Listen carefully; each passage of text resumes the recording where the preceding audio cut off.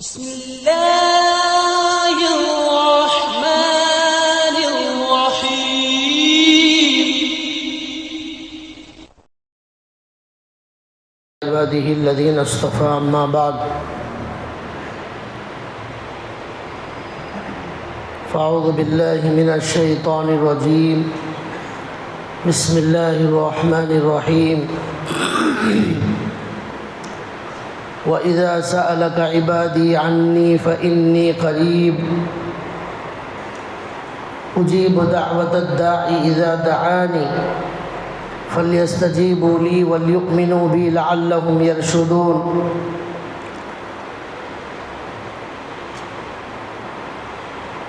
رب اشرح لي صدري ويسر لي أمري واحلل عقدة من لساني يفقهوا قولي سبحانك لا علم لنا إلا ما علمتنا إنك أنت العليم الحكيم اللهم صل على محمد في أول كلامنا اللهم صل على محمد في أوسط كلامنا اللهم صل على محمد في آخر كلامنا صدق الله العظيم. محترم دینی بھائیوں، رمضان المبارک کے مبارک مہینے کا ایک بہت ضروری کام اور ایک بہت ضروری عبادت ہے جس کا نام ہے دعا. اللہ تعالیٰ نے قرآن کریم میں فرمایا وَإِذَا سَأَلَكَ عِبَادِي عَنِّي فَإِنِّي قَرِيبٌ. اے نبی صلی اللہ علیہ وسلم، جب میرے بندے میرے بارے میں آپ سے سوال کریں، یعنی اللہ کے بارے میں اللہ کے نبی سے اللہ کے بندے سوال کریں تو اللہ کہتے ہیں کہ ان بندوں کو بتا دو فَإِنِّي قریب، کہ میں بہت زیادہ قریب ہوں، اتنا قریب ہوں. اللہ کہتے ہیں کہ میں اتنا قریب ہوں بندوں کے.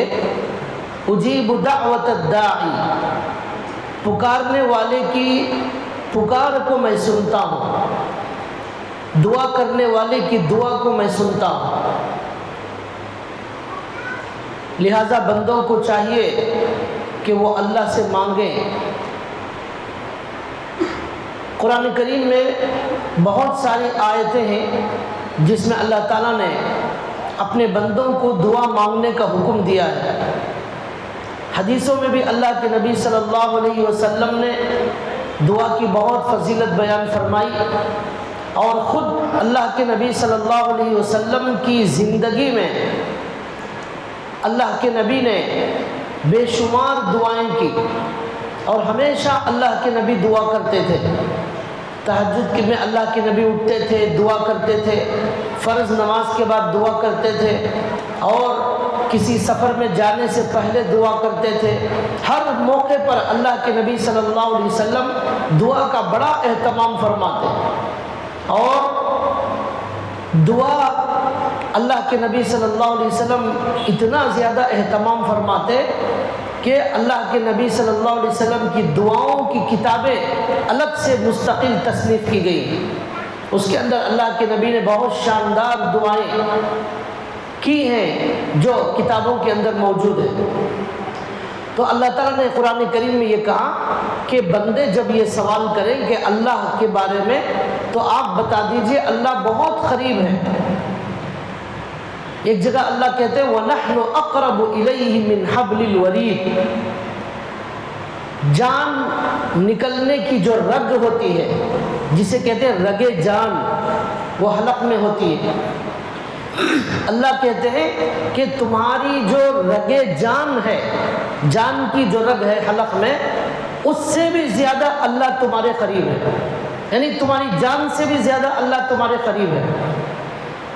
ایک جگہ اللہ تعالیٰ نے فرمایا ادعوا ربکم تضرعا وخفیا، اللہ تعالیٰ سے دعا مانگو آہستہ سے دعا مانگو، زور زور سے مانگنے کی ضرورت نہیں ہے، خفیہ آہستہ مانگو، تضرعاً بہت زیادہ عاجزی کے ساتھ گڑ گڑاتے ہوئے اللہ تعالیٰ سے دعا مانگو۔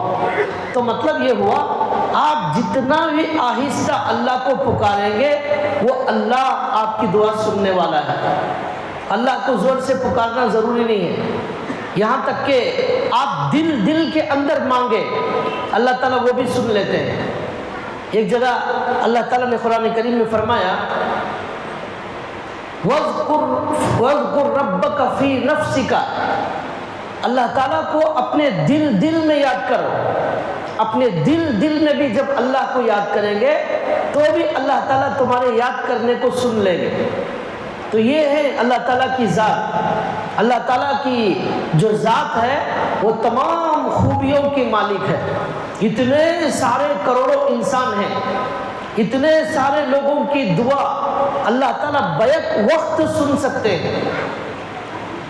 ہر آدمی کی دعا اللہ تعالیٰ الگ الگ سنتے ہیں، چاہے وہ آہستہ پکارے یا زور سے پکارے، جو بھی مانگے اللہ تعالیٰ اس کی دعا سنتے ہیں اور اللہ تعالیٰ اس کا جواب دیتے ہیں۔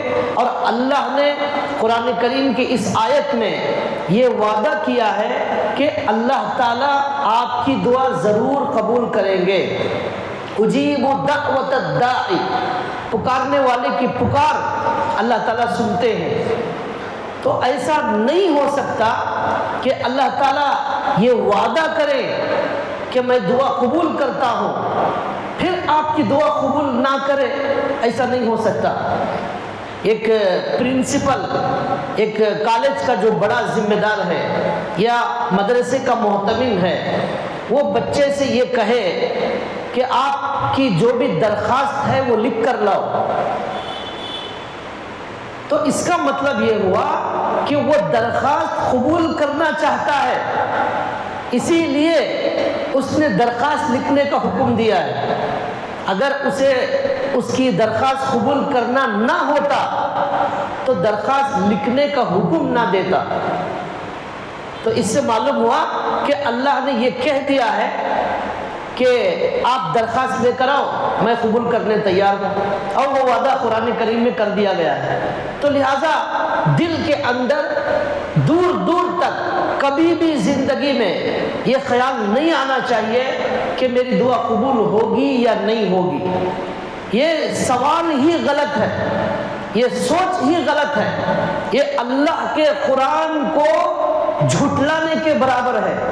اللہ تو کہہ رہے قرآن کریم میں دعا قبول کرتا ہوں، میں پکار سنتا ہوں، تو ہم یہ سوچیں کہ ہماری دعا قبول ہوگی یا نہیں ہوگی، یہ شیطانی خیال ہے۔ تو اس لیے یہ طے ہے کہ ہماری دعا ضرور قبول ہوگی، اور دعا جو ہے ضرور بھی ضرور قبول کرنے کے بارے میں اللہ نے اور مزید اطمینان دلانے کے لیے قرآن کریم میں اللہ تعالیٰ نے بہت سارے نبیوں کا ذکر کیا، اور اللہ نے ہمیں یقین دلایا، دیکھو میرے نبیوں نے مجھ سے یہ مانگا، یہ مانگا، یہ مانگا، میں نے ان کی دعا اس طرح قبول کی، اور میں نے ان کی یہ ضرورت اس لیے میں نے ان کی ضرورت پوری کر دی۔ یہ اللہ کیوں کہہ رہے ہیں؟ یہ اللہ تعالیٰ جو واقعہ سنا رہے ہیں کہ فلاں نبی نے دعا مانگی میں نے قبول کر لی، فلاں نبی نے دعا مانگی میں نے قبول کر لی، اس کا مقصد یہ ہے اللہ یہ کہنا چاہتے ہیں تم بھی دعا مانگو، میں تمہاری بھی دعا قبول کروں گا جیسے میں نے ان کی دعا قبول کی ہے۔ اور ایک عجیب و غریب بات میں آپ کو بتاتا ہوں کہ قرآن کریم میں جن نبیوں کے دعا قبول ہونے کا ذکر موجود ہے وہ دعا معمولی دعا نہیں تھی، وہ بہت بڑی دعا تھی، بلکہ بہت مشکل دعا تھی، بلکہ اس سے آگے بڑھ کر یہ کہتا ہوں بعض دعائیں ناممکن تھی۔ دعائیں ناممکن کا مطلب وہ کام ناممکن تھا، اللہ نے اس کا ذکر کر کے فرمایا دیکھو نبی نے ایک ناممکن بہت مشکل کام کی دعا مانگی، اللہ نے اس ناممکن کو بھی ممکن کر دیا اور ان کی دعا قبول فرمائی۔ تو تمہارے ممکن کاموں کی دعا کیوں قبول نہیں ہوگی؟ مثال کے طور پر اللہ تعالیٰ نے حضرت ابراہیم علیہ السلام کا ذکر فرمایا، انہوں نے دعا مانگی، ربی حب لی من الصالحین، اے اللہ مجھے نیک اولاد عطا فرما۔ یہ دعا ناممکن نہیں، ممکن ہے، لیکن جس عمر میں انہوں نے دعا مانگی اس عمر میں اولاد ہونا بظاہر ہمارے اعتبار سے ناممکن ہے۔ ان کی عمر ہو گئی تھی 80 سال۔ 80 سال میں دنیا میں عام طور پر کسی کو اولاد دینے کا اللہ کا نظام نہیں ہے۔ ہم یہ سمجھتے ہیں کہ ناممکن ہے اولاد ہونا ہمارے اعتبار سے، اللہ کے اعتبار سے ممکن ناممکن دونوں برابر، ہمارے اعتبار سے ناممکن۔ اللہ نے وہاں پر کہا فَبَشَّرْنَاهُ بِغُلَامٍ حَلِيمٍ، ہم نے ان کو ایک بہترین، ایک نیک صالح بردبار بچے کے خوشخبری سنائی۔ اب ان کی جو بیوی تھی ابراہیم علیہ السلام کی، انہوں نے یہ کہا کہ اس عمر میں اتنی میری عمر ہو چکی ہے، میں بوڑھی ہو چکی ہوں، اب کیسے بچہ ہوگا؟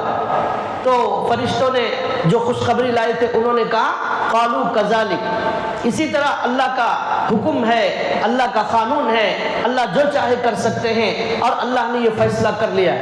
چنانچہ اس عمر میں اللہ تعالیٰ نے ان کو حضرت اسماعیل علیہ السلام جیسا بیٹا عطا فرمایا۔ تو اس سے اللہ تعالیٰ کیا بتانا چاہتے ہیں کہ میں نے ایک ناممکن کام جو لوگوں کو نظر آتا ہے وہاں بھی دعا قبول کرتا ہوں۔ آپ کو لگ رہا ہے کہ کوئی ایسا کام آپ کا ہو گیا ہے کہ بظاہر ناممکن ہے، ہو ہی نہیں سکتا، لیکن آپ اس وقت بھی اللہ سے مانگنا ہرگز نہ چھوڑیں۔ آپ یہ کہیں ان اللہ علی کل شیء قدیر، اللہ ہر چیز پر قدرت رکھنے والے ہیں، وہ کچھ بھی کر سکتے ہیں۔ اللہ کو یہ پورا نظام چلانے کے لیے صرف کن بولنا ہے، صرف کن بولنا ہے۔ اللہ کن بولیں گے بارش برسنا شروع ہو جائے گی، اللہ کن بولیں گے اولاد مل جائے گی، اللہ کن بولیں گے آپ کو کام مل جائے گا، آپ کو رزق میں برکت ہو جائے گی۔ ہر چیز، ایسا بیمار جسے ڈاکٹروں نے کہہ دیا ہے کہ اب اس کا جینا یقینی نہیں ہے، مرنا یقینی ہے، یہ کہہ دیا ہے، اس وقت بھی وہ بیمار دعا نہ چھوڑے۔ اللہ تعالیٰ ایسی ذات ہے، ہر بیماری کو ختم کر سکتے ہیں، موت کے منہ سے اسے صحت کی طرف لا سکتے ہیں، اس لیے کہ موت بھی اللہ کے ہاتھ میں ہے، بیماری بھی اللہ کے ہاتھ میں ہے، زندگی بھی اللہ کے ہاتھ میں ہے۔ لیکن یاد رکھیے ہمارا یقین اللہ پر بڑا زبردست ہونا چاہیے۔ ایسا نہیں کہ ہم 8 دن مانگے، 10 دن مانگے، 1 مہینہ مانگے، اس کے بعد دل میں خیال آیا میری تو دعا قبول ہی نہیں ہو رہی ہے۔ حدیث میں اللہ کے نبی نے فرمایا کہ جو آدمی جلد بازی سے کام لیتا ہے اللہ تعالیٰ اس کی دعا قبول نہیں کرتے۔ دعا کے بھی بہت سارے آداب ہیں، اس کے بارے میں پھر بتاؤں گا۔ تو دیکھیے قرآن کریم ہمیں کیا سمجھا رہا ہے؟ ابراہیم علیہ السلام نے ناممکن کام کی دعا کی، اللہ نے اس ناممکن کو ممکن کر دیا۔ اس لیے اے اللہ کے بندو، تمہارا کوئی بھی کام ہو، کیسا ہی مشکل کام ہو، تم اللہ پر یقین کے ساتھ تم اللہ سے مانگتے چلے جاؤ، اللہ تعالیٰ ضرور تمہیں عطا فرمائے۔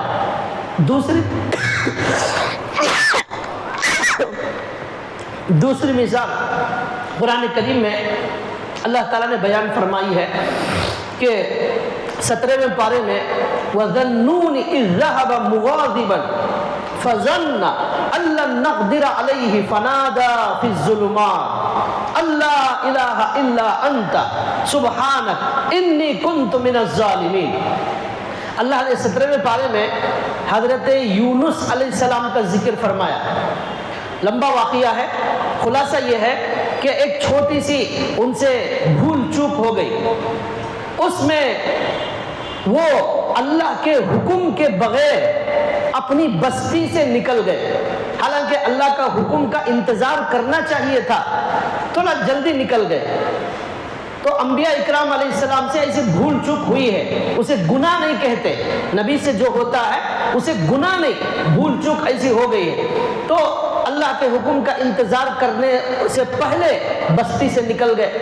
اللہ تعالیٰ نے ان کو ایک آزمائش میں اور تکلیف میں مبتلا کر دیا۔ اب کیا ہوا کہ ایک کشتی میں وہ سوار ہوئے تو وہ کشتی سمندر کے موجوں میں آ گئی، الٹ پلٹ ہونے لگی، تو وہاں پر خورا اندازی کی گئی کہ کوئی بھاگا ہوا اللہ کا یہاں پر نافرمان آیا ہے، اس لیے کشتی میں یہ مصیبت آئی ہے۔ تو انہوں نے کہا کہ میں ہی وہ اللہ کا نافرمان بھاگا ہوا۔ تو لوگوں نے کہا نہیں حضرت آپ تو ایسے نہیں نظر آ رہے، لیکن انہوں نے کہا نہیں میں ہی ہوں۔ چنانچہ خورا اندازی کی گئی، انہی کا نام نکل آیا۔ تو چنانچہ لوگوں نے ان کو سمندر میں ڈال دیا، حضرت یونس علیہ السلام اللہ کے نبی۔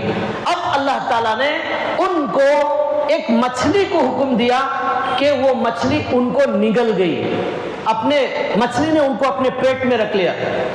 اب یونس علیہ السلام کے بارے میں اللہ قرآن کریم میں کہتے ہیں وَذَنُّونِ، مچھلی والے حضرت۔ وَذَنُّونِ کے معنی آتے ہیں، نون کے معنی مچھلی، وَذَنُّونِ مچھلی والے اللہ کے نبی، وَذَنُّونِ إِذْ ذَهَبَ مُغَاضِبًا، جب وہ چلے گئے اپنی بستی سے، فَظَنَّ أَن لَّن نَّقْدِرَ عَلَيْهِ فَنَادَىٰ فِي الظُّلُمَاتِ۔ اب مچھلی کے اندر، اور وہ مچھلی سمندر کے اندر ہے، سمندر کتنا بڑا ہوتا ہے، کتنا گہرا ہوتا ہے، اور کئی سی اس سمندر کی لمبائی اور چوڑائی اور وسعت ہوتی ہے۔ شاید 4-5-6 مہینے پہلے ایک نیوز آئی تھی، کچھ دنیا کے بڑے بڑے مالداروں کو موت نے سمندر کے اندر بلایا، تو ان کے دل میں خواہش پیدا ہوئی کہ ایک ٹائٹانک جہاز کئی سال پہلے ڈوب گیا تھا سمندر میں، بہت بڑا جہاز تھا وہ دنیا کا، وہ ٹکرا کر گر گیا۔ اس کے بنانے والے نے یہ دعویٰ کیا تھا یہ ٹائٹانک کسی بھی صورت میں ڈوبنے والا نہیں ہے۔ اللہ نے پہلی ہی مرتبہ اس ٹائٹانک کشتی کو ڈبو دیا اور توڑ دیا۔ اللہ نے کہا میں نے بنایا ہی ہے یہ دنیا کو توڑنے کے لیے، آپ یہ دعویٰ کرتے ہیں کہ آپ کی کشتی نہیں ٹوٹے گی، پہلے ہی سفر میں اللہ نے اس کشتی کو ایک پہاڑ سے ٹکرا دیا، ٹوٹ گئی۔ تو وہ ٹوٹی ہوئی کشتی دیکھنے کے لیے کچھ مالداروں کے دل میں خواہش پیدا ہوئی، بلکہ دراصل موت نے ان کو انویٹیشن بھیجا تھا، دعوت نامہ بھیجا تھا، آپ ہمارے پاس تشریف لائیے۔ اس لیے ان کے دل میں یہ خواہش پیدا ہوئی، اس ٹوٹی ہوئی کشتی کو دیکھنے کے لیے کروڑوں روپے خرچہ کر کے سمندر کے اندر جانے کی خواہش ان کے دل میں پیدا ہوئی۔ جب موت آتی ہے تو راستے اللہ خود بخود اس طرح بناتے ہیں، اور جہاں روح نکالنا ہوتا ہے بالکل اسی جگہ روح نکالی جاتی ہے۔ اللہ نے قرآن کریم میں فرمایا وَمَا تَدْرِي نَفْسٌ مَاذَا تَكْسِبُ غَدًا وَمَا تَدْرِي نَفْسٌ بِأَيِّ أَرْضٍ تَمُوتُ، کس جگہ مرنے والا ہے وہ جگہ بھی لکھی ہوئی ہے، کس وقت مرنے والا ہے وہ وقت بھی لکھا ہوا ہے، کس وجہ سے مرنے والا ہے وہ بھی لکھا ہوا ہے۔ سارا نظام اللہ کے ہاں بڑا پرفیکٹ چلتا ہے، رتی برابر آگے پیچھے نہیں ہوتا۔ لا يستأخرون ساعة ولا يستقدمون، ایک سیکنڈ آگے پیچھے نہیں ہوتا۔ سارے دنیا کے ڈاکٹر کوشش کریں ایک انسان کو نہیں بچا سکتے، وہ اللہ کا نظام ایسا ہے۔ ہزاروں فرشتوں کی ڈیوٹی اللہ نے لگا دی ہے، روح نکالنے والوں کی ڈیوٹی، اور رزق پہنچانے والوں کی ڈیوٹی، بارش برسانے والوں کی ڈیوٹی، اور اناج زمین سے نکالنے والوں کی ڈیوٹی۔ ہزاروں لاکھوں فرشتے کام کریں، ایک انسان کی خدمت پر لکھا ہے 20 فرشتے کام کرتے ہیں۔ ایک انسان کی زندگی کے پیچھے 20 فرشتے کام کرتے ہیں، اس کے پیدا ہونے سے لے کر مرنے تک، اس کے اعمال نامہ لکھنے والے، گناہ لکھنے والے، اس کے روزی کا نظام بنانے والے، جنات سے اس کی حفاظت کرنے والے۔ اگر یہ فرشتوں کی جماعت نہیں ہوگی ہماری حفاظت کے لیے، یہ شیطان اور یہ جنات جو ہمارے دشمن ہیں وہ ہمیں کھا جاتے ہیں، لیکن یہ فرشتوں کی جماعت اللہ نے بنائی ہے۔ لہو معقبات من بین یدیہ ومن خلفہ یحفظونہ من امر اللہ، آگے پیچھے فرشتوں کی جماعت ہے جو انسانوں کی حفاظت کرتی ہے اللہ کے حکم سے۔ اس طرح 20 فرشتے کام کرتے ہیں، ایسا پورا نظام اللہ تعالیٰ بڑا پرفیکٹ چلا رہے ہیں۔ تو لہذا ان کو موت نے دعوت دی سمندر کے اندر، کروڑوں روپے کی ٹکٹ خریدی انہوں نے، اور ایک کشتی، ایک جو ہے کوئی خاص قسم کا ایک جہاز انہوں نے بنایا لیا۔ وہ جہاز سمندر کے اندر جانے والا جہاز تھا، وہ اوپر اڑنے والا نہیں، سمندر کے اندر جانے والا۔ اس کی قیمت بہت زیادہ تھی، ایک ٹکٹ 12 کروڑ 15 کروڑ کے اوپر زیادہ تھی۔ ایسا 5 لوگوں نے 40-50 کروڑ روپے خرید کر موت کا ٹکٹ خریدا، 50 کروڑ روپے میں موت کا ٹکٹ خریدا، اور اس جہاز میں سوار ہو کر وہ گئے اندر وہ کشتی کو دیکھنے کے لیے، ٹائٹینک کو۔ جب وہ گئے، 1 دن ہو گیا، 2 دن ہو گیا، 3 دن ہو گیا، کچھ پتہ ہی نہیں چلا ان کا کنیکشن جو باہر تھا وہ ختم ہو گیا۔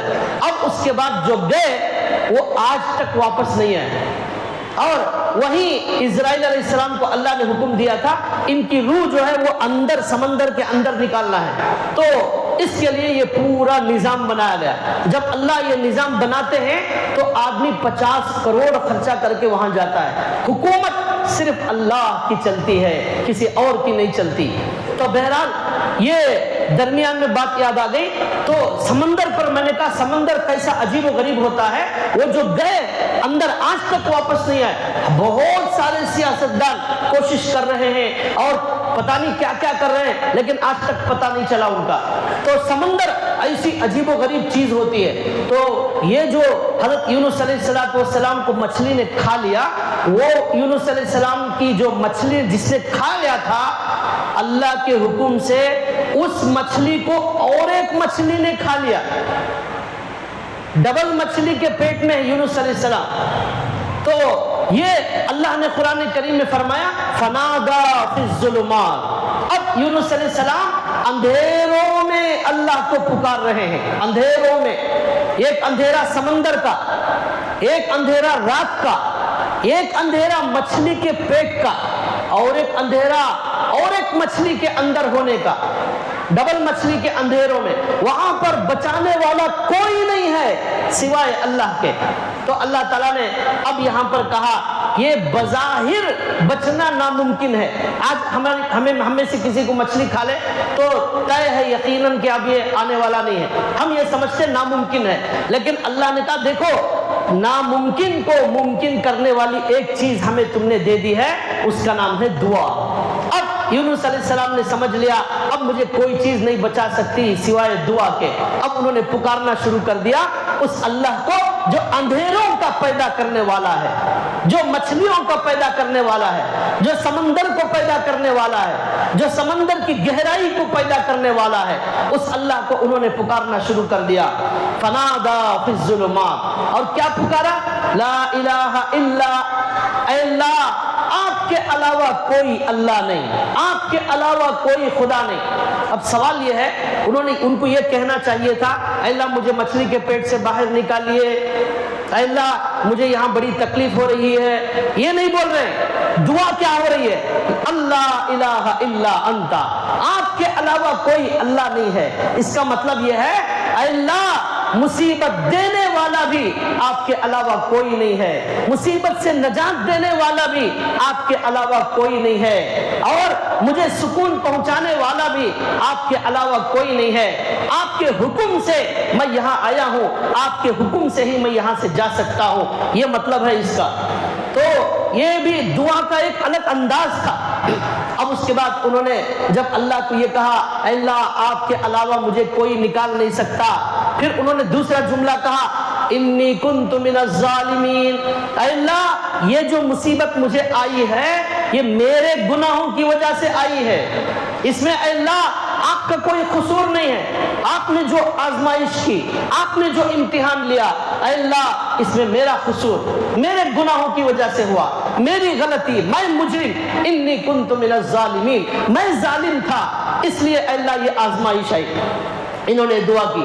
اللہ قرآن کریم میں کہتے ہیں فاستجبنا لہ، ہم نے ان اندھیروں میں ان کی دعا قبول کی، فاستجبنا لہ ونجیناہ من الغم، اور ہم نے ان کو غم سے نجات عطا فرمائی، وکذالک ننجی المؤمنین، اللہ کہتے ہیں اسی طرح ہم تمام مومنوں کو ان کی مصیبت میں نجات عطا فرماتے ہیں۔ تو اسی طرح کا مطلب ہر آدمی مچھلی کے پیٹ میں نہیں چلا جائے گا، لیکن کوئی بیماری کے پیٹ میں چلا جائے گا، کوئی قرض کے پیٹ میں چلا جائے گا، کوئی مصیبت میں پھنس جائے گا۔ اللہ کہتے ہیں کذالک ننجی المؤمنین، اسی طرح جہاں ناممکن نظر آتا ہے وہاں اللہ کا بندہ اللہ کو پکارتا ہے تو اللہ تعالیٰ تمام مومنون کو بھی اسی طرح نجات عطا فرماتے ہیں جیسا کہ اللہ نے حضرت یونس علیہ السلام کو نجات عطا فرمائی۔ اب اللہ نے مچھلی کو حکم دیا کہ ہماری جو امانت ہے اس کو نکال کر باہر سمندر کے باہر ڈال دیا جائے۔ اور ایک بات لکھی ہوئی ہے کہ یونس علیہ السلام مچھلی کے پیٹ کے اندر بھی نماز انہوں نے نہیں چھوڑی، وہ نماز وہاں بھی پڑھتے تھے۔ اور اللہ نے قرآن کریم میں ایک جگہ فرمایا یا ایھا الذین آمنوا استعینوا بالصبر والصلاۃ، اے لوگو جب کوئی مصیبت آ جائے تو نماز اور صبر کے ذریعے اللہ سے مدد چاہو، نماز کے ذریعے اور صبر کے ذریعے اللہ سے مدد چاہو، اللہ تمہاری مدد کریں گے۔ جب بھی کوئی مصیبت آ جائے ہمارے نبی اور صحابہ فوراً مسجد میں آتے تھے، فوراً نماز کا مصلی بچھاتے تھے اور اللہ سے دعا مانگتے اور صبر کرتے، انتظار کرتے، اللہ ان کی دعا قبول کرتے۔ تو یونس علیہ السلام نے مچھلی کے پیٹ میں بھی وہاں بھی انہوں نے نماز کا اہتمام کیا اور صبر کیا اور دعا کرتے رہے اور اللہ سے کامل یقین کے ساتھ مانگتے رہے۔ اللہ نے مچھلی کو حکم دیا، ان کو لا کر مچھلی نے باہر ڈال دیا۔ جب باہر آئے مچھلی کے پیٹ کی گرمی کی وجہ سے ان کے پورے بال بدن کے نکل گئے تھے اور ان کی جو کھال تھی وہ بڑی کمزور ہو گئی تھی۔ اللہ تعالیٰ نے ان کی صحت کے لیے وہاں پر کچھ خاص قسم کے درخت اگائے اور کچھ جانوروں کو بھیجا، اس کے دودھ کی وجہ سے، اس کے درخت کے کچھ پھلوں کے کھانے کی وجہ سے اللہ نے ان کو دوبارہ صحت عطا فرمائی۔ تو اللہ تعالیٰ یہ قرآن کریم میں اس لیے بیان کر رہے ہیں کہ قیامت تک آنے والا کوئی بھی بندہ کسی بھی ناممکن مصیبت میں پھنس جائے اسے نکالنے والی ذات اللہ کی ہے۔ یہ اللہ نے قرآن کریم میں فرمایا۔ حدیث میں اللہ کے نبی نے فرمایا الدعاء مخ العبادہ، دعا عبادت ہی نہیں بلکہ عبادت کا مغز ہے، عبادت کا مغز، عبادت کی جان ہے، عبادت کی روح ہے۔ ایک حدیث میں اللہ کے نبی نے فرمایا الدعاء هو العبادہ، دعا ہی دراصل عبادت ہے، دعا ہی دراصل عبادت ہے۔ اور اللہ کے نبی نے ایک حدیث میں فرمایا لیس شیء اکرم من اللہ، لیس شیء اکرم من اللہ الدعاء، اللہ کی نظر میں دعا سے زیادہ معزز، دعا سے زیادہ محترم کوئی عبادت نہیں ہے۔ اللہ کو سب سے زیادہ پسند جو چیز آتی ہے عبادتوں میں وہ دعا آتی ہے، اور اس لیے اللہ کو یہ دعا بہت زیادہ پسند ہے کہ دعا دراصل عاجزی کا نام ہے، انکساری کا نام ہے، گڑ گڑانے کا نام ہے، چھوٹے بننے کا نام ہے، اور اللہ کو عاجزی بہت زیادہ پسند ہے۔ بندہ گڑ گڑاتا ہے اور بچے کی طرح مانگتا ہے تو وہ عاجز ہونا، چھوٹا بن جانا، یہ اللہ کو بہت زیادہ پسند آتا ہے۔ اس لیے دعا سے زیادہ کوئی چیز اللہ کو معزز نہیں۔ ایک حدیث میں اللہ کے نبی نے فرمایا جو آدمی من لم یسأل اللہ یغضب علیہ، جو اللہ سے نہ مانگے اللہ اس سے ناراض ہو جاتے ہیں۔ دنیا والوں سے مانگیں گے وہ مانگنے پر ناراض ہو جائیں گے، اور اللہ کا حال یہ ہے کہ اللہ نہ مانگنے سے ناراض ہوتے ہیں۔ یہ اس لیے کہ دنیا والے جتنے بھی ہیں نا وہ سب فقیر ہیں، فقیر سے مانگیں گے تو ظاہر بات ہے تکلیف ہی ہوگی فقیر کو، تو اس لیے سب کو تکلیف ہوتی ہے۔ لیکن اللہ غنی ہے، وہ دینے والے ہیں، اسے کوئی نہ مانگے تو اللہ کو ناراضگی ہوتی ہے، اور اللہ کو مانگنے سے بڑی خوشی ہوتی ہے۔ ایک حدیث میں اللہ کے نبی نے فرمایا کہ ہر بڑی سے بڑی چیز مانگو، ہر چھوٹی سے چھوٹی چیز مانگو، وہ اللہ دینے والا۔ ایک حدیث میں اللہ کے نبی کہتے ہیں نمک اگر موجود نہیں ہے، نمک گھر میں، وہ بھی اللہ سے مانگو۔ ایک حدیث میں فرماتے ہیں تمہارا جوتا ٹوٹ جائے تو بھی اللہ سے مانگو، اے اللہ میرے پاس جوتے نہیں ہیں، مجھے عید میں بڑے شاندار جوتے چاہیے، اللہ سے مانگو۔ جوتا ٹوٹ گیا اللہ سے مانگو، اللہ دینے والے ہیں، اور ایسا سمجھو اللہ میرے سب سے زیادہ قریب ہے، میری ماں سے قریب، میرے باپ سے قریب، میرے بھائی سے قریب۔ وہ باتیں جو آپ اپنی ماں باپ کو نہیں بتا سکتے، آپ اللہ سے مانگو، اللہ تعالیٰ چھپکے سے اس کا انتظام کر دیں گے۔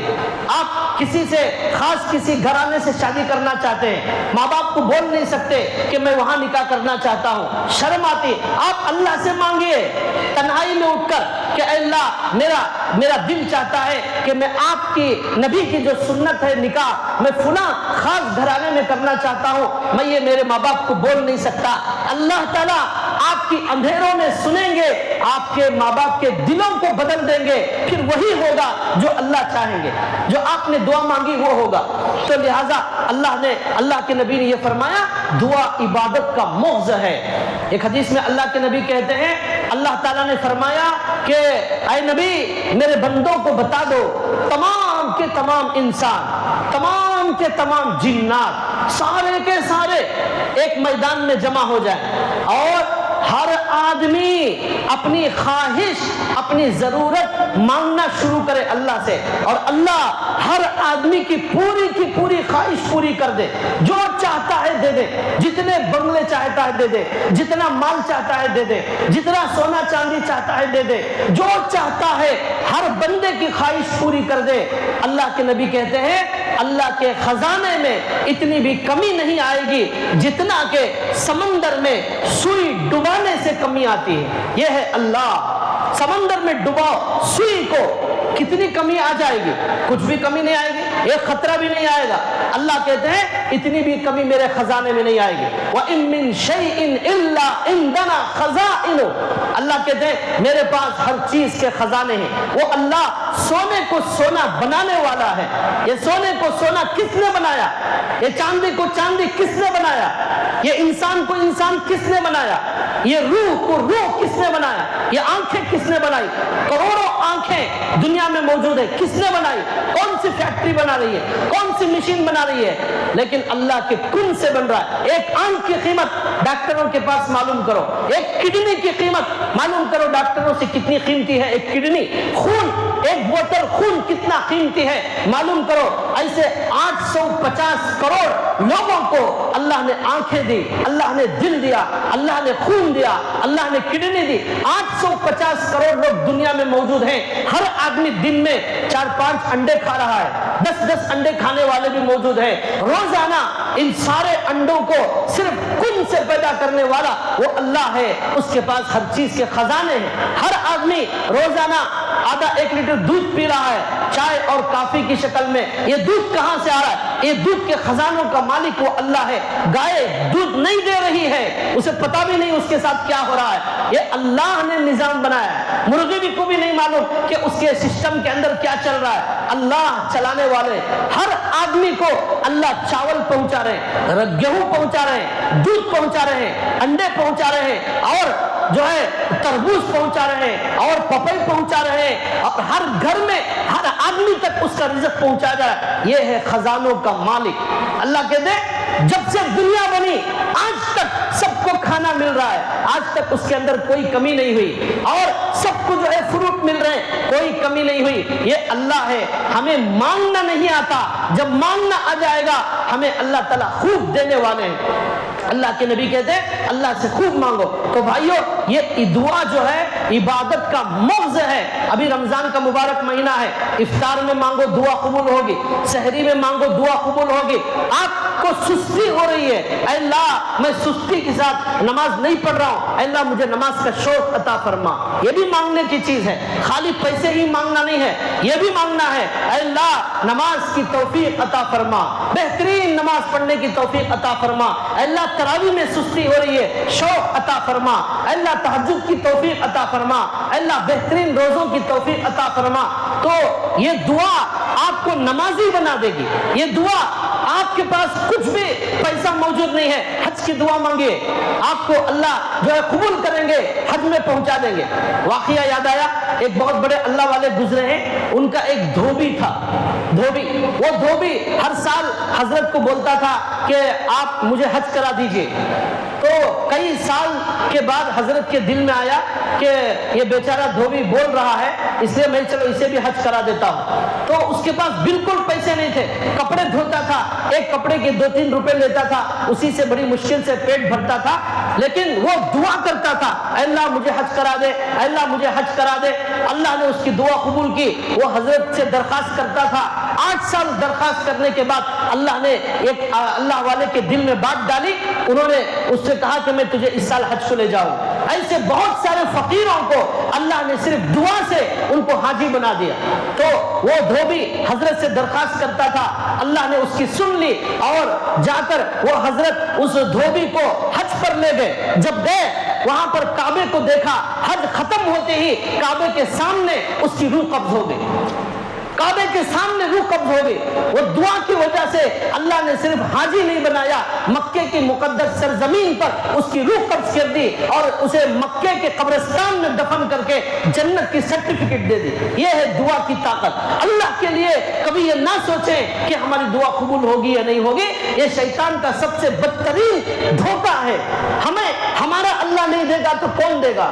ہم ہمارے اللہ سے ضرور مانگیں گے اور ہمیں اللہ ضرور دے گا۔ ایک حدیث میں اللہ کے نبی کہتے ہیں، بندہ اللہ کے بارے میں جیسا سوچتا ہے اللہ ویسے ہی معاملہ کرتے ہیں۔ آپ کو بدگمانی ہے اللہ کے بارے میں، اللہ دے گا یا نہیں دے گا تو نہیں دے گا۔ آپ کو یقین ہے 100% جب میرا باپ دے سکتا ہے، جب میری ماں دے سکتی ہے، جب میرا بڑا بھائی دے سکتا ہے، میرا خالق اور مالک کیوں نہیں دے سکتا جو ماں سے زیادہ رحم کرنے والا ہے؟ ایسا یقین سے جب مانگیں گے خدا کی قسم ملے گا۔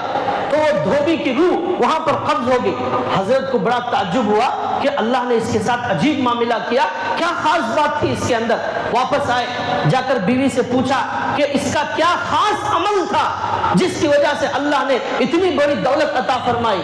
بیوی نے کہا اسے قرآن پڑھنا نہیں آتا تھا، روزانہ قرآن کھول کر بیٹھتا اور کہتا، اے اللہ اس میں آپ جو کہہ رہے ہیں اللہ آپ صحیح کہہ رہے ہیں، مجھے پڑھنا نہیں آتا، اللہ آپ جو بول رہے ہیں اللہ صحیح بول رہے ہیں، یہاں بھی اللہ آپ جو بول رہے ہیں یہ صحیح بول رہے ہیں، اللہ اس کے بعد بھی آپ جو بول رہے ہیں اللہ صحیح بول رہے ہیں، اللہ یہ آپ کا کلام سچا، یہ آپ کا قرآن سچا، آپ سچے۔ ایسا ہی بولتا رہتا تھا روزانہ اور کچھ نہیں کرتا تھا، قرآن کی بالکل نہیں پڑھنے آتا، پھر بھی اتنی محبت نے اس کو کعبے میں روح قبض کرنے پر، حج کرنے پر جو ہے آمادہ کرا دیا۔ اب جو قرآن پڑھتے ہیں، پڑھ سکتے ہیں، ان کو اللہ کیا کیا دینے والے ہیں۔ تو بہرحال یہ ہے دعا کی طاقت۔ ایک حدیث میں اللہ کے نبی نے فرمایا، دعا عبادت کا مغز ہے، سمجھا رہا ہوں۔ اللہ کے نبی نے کہا، اللہ میں نے میری زندگی میں جو بھی عبادتیں کی، اے اللہ اس میں جو کمی ہو گئی، جو کوتاہی ہو گئی، جو نقصان ہو گیا، اس کے اندر اخلاص کے خلاف کوئی عمل ہو گیا، اے اللہ معاف فرما، میری ساری عبادتوں کو قبول فرما۔ یہ دعا قبول ہو جائے گی، آپ کی زندگی کے 50 سال کی نمازیں قبول ہو جائے گی۔ اس کے اندر اخلاص نہیں تھا، لیکن یہ دعا عجیب و غریب چیز ہے، 50 سال کی نمازیں آپ کی قبول کرا لے گی۔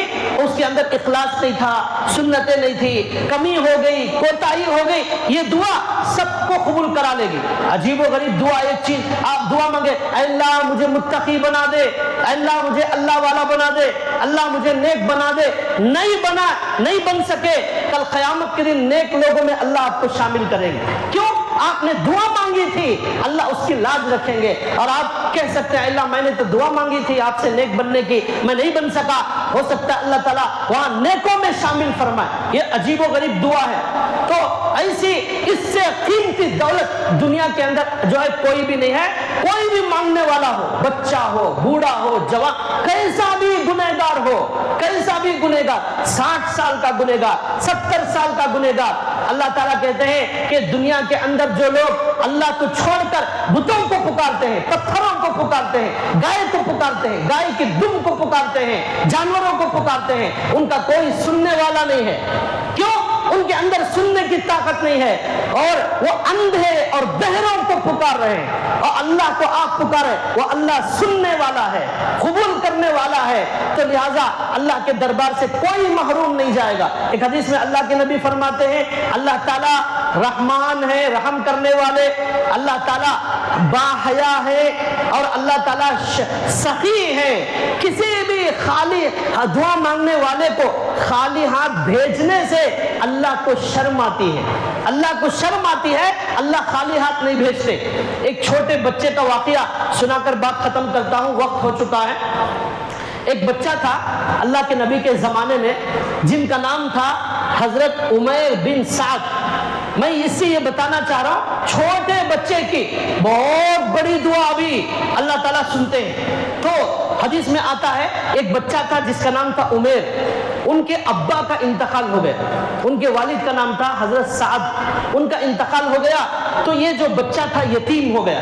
جو ان کی امی تھی انہوں نے ایک اور ایک مرد سے شادی کر لی جن کا نام تھا جلاس بن سوید، ان سے ان کی امی کا نکاح ہو گیا۔ اب یہ جو دوسرے شوہر تھے وہ بچے کے ساتھ بڑا رحم کا معاملہ کرتے، بڑی مہربانی کا معاملہ کرتے اور بڑے اچھے انداز سے پیش آتے، بڑی محبت کرتے، اس لیے کہ یتیم بچہ ہے، باپ کا انتقال ہو گیا ہے۔ تو اب یہ دوسرا باپ اس بچے پر بڑی مہربانی کرتا، اچھا کھلاتا پلاتا، بڑی محبت کرتا۔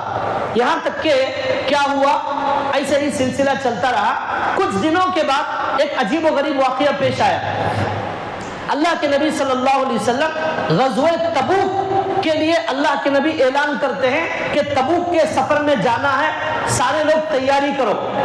جب سب لوگوں نے اللہ کے نبی نے تیاری کا اعلان کر دیا، سب لوگ مال لا کر جمع کرنے لگے اور تیاری کرنے لگے، اور بہت معمولی غریب صحابہ بھی اللہ کے لیے خرچ کرنے کے لیے بڑے عجیب جذبے سے کپڑے بیچ کر صحابہ نے وہ پیسے لا کر اللہ کے نبی کو دیے۔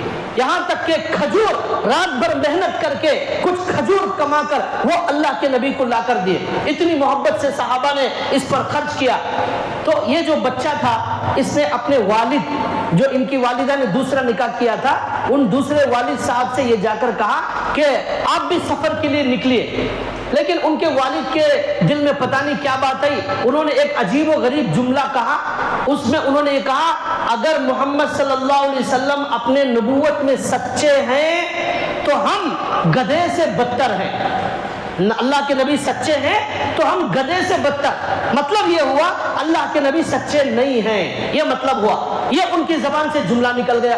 اب جب یہ جملہ نکل گیا، اب یہ بچے نے اس کو سن لیا اور پریشان ہو گیا کہ اب جا کر اللہ کے نبی کو بتائیں گے تو اتنا اچھا باپ، اس پر شفقت کرنے والا، مہربانی کرنے والا، خرچ کرنے والا، اس کے احسان فراموشی ہو جائے گی۔